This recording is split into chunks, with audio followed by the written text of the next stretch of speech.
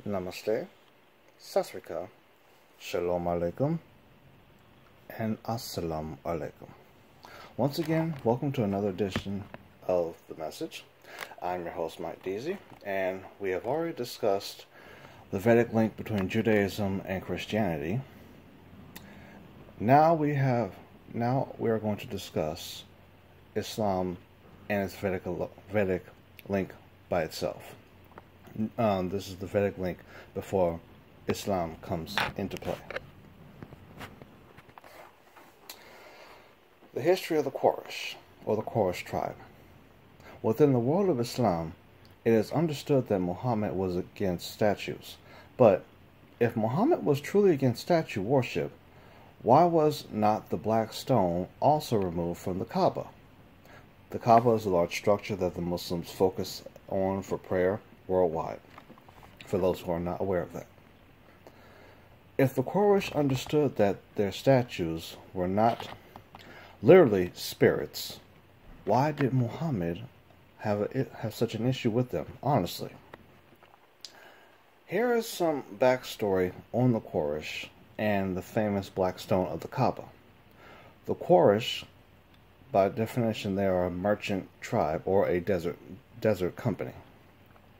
The Quraysh were guardians of the Kaaba due to having defended the Kaaba against other tribes that were trying to take over the Kaaba in antiquity. While the Quraysh became the custodians of the Kaaba, they were not the ones who built the Kaaba. Now we move on to the section of the Kaaba as a shrine to Shiva, built by Ibrahim and his oldest son Ishmael.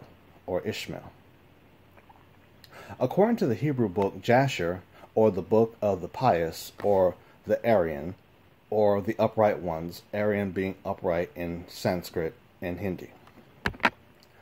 The architect of the Kaaba is really Allah, or Vishnu in Sanskrit, Allah or Vishnu told Abraham to build the Kaaba.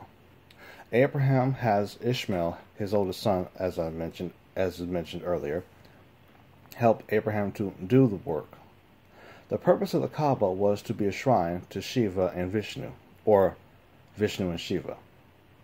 Because naturally, where Vishnu is present, you will always find Shiva, who in Hebrew would be Michael, and Brahma, who would be Gabriel in Hebrew.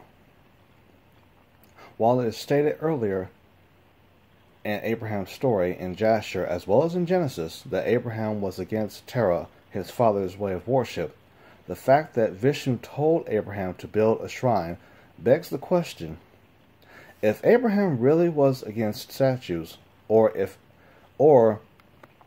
Abraham misunderstood Terah, his father's thinking, and later embraced Terah, his father's thinking, but with slight changes. It would make no sense to build a shrine if you do not plan to put a physical sign of a spirit that is over the place. You would put a physical sign over the place because if some other person comes by this shrine and does not know the history of the shrine, they will question why the shrine is there.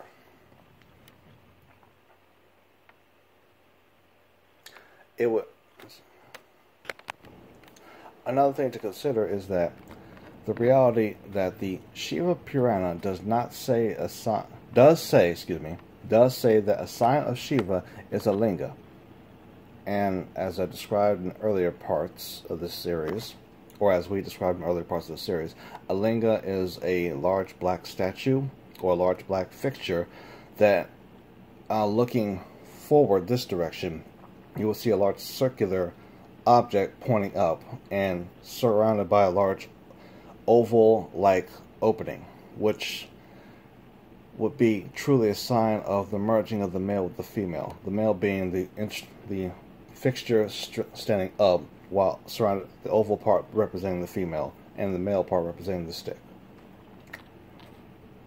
Again, every sign of Shiva is a linga, and the Kaaba certainly has the remains of a linga in it that is now referred to as the Black Stone.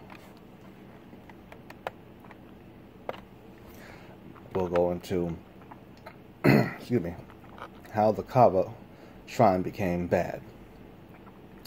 Understanding that the Quraysh were essentially a business tribe in their day, and considering that the thought considering the thought that Muhammad was an illiterate, Muhammad was aware of what the Kaaba was built for and about, as stated earlier. Muhammad's aware of the fact that Abraham and Ishmael built it, so he would know the reason why Abraham and Ishmael built the Kaaba in the first place. Having said that, one could argue Muhammad was the Jesus of his people, in the sense of condemning the Quraysh people for turning the shrine that was designed for prayer to Allah or Vishnu into a place of business when it was never supposed to be that at all. If the Kaaba was a shrine for Vishnu, Shiva, and Brahma, why would the Muslims want to deny this? That is the question. Maybe because Muslims are not reading Quran in context. They are reading what they want to read rather than what is meant. The Quran uses the word polytheist to describe its enemies. However, the only real polytheists based on the text of Quran are the Christians of Rome, not the Christians following Jesus, the Christians who are alleged to be following Paul or Shaw. That is the focus. The Jews cannot be polytheists because the Jews only had one king, Allah, or again, Vishnu. The Hindus can't be the enemy of Quran for two reasons. Reason one, the word Hindu is not mentioned anywhere in Quran. Reason two, the Quraysh were presently at that time Hindu already. Being that Muhammad was also a Hindu because he was a member of the Quraysh tribe, he would not be against his birth religion. Muhammad was against the filthy business going on at the Kaaba that his fellow tribesmen were doing. It is only because humans do not read for self-knowledge that many people do not know the truth. Knowing all this, it is easy to see who the real enemy of the Quran is. Rome. Not Israel, certainly not Africa, present day, let alone India, present day. The true enemy, based upon text, not based upon today, would be Rome of antiquity. That is who the Quran has an issue with.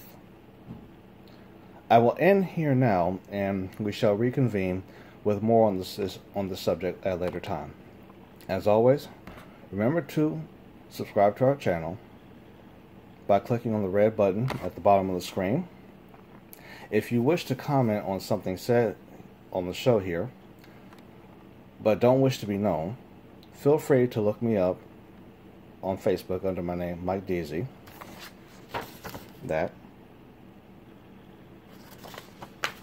And finally, remember to keep your head right on full blast and speak into your future.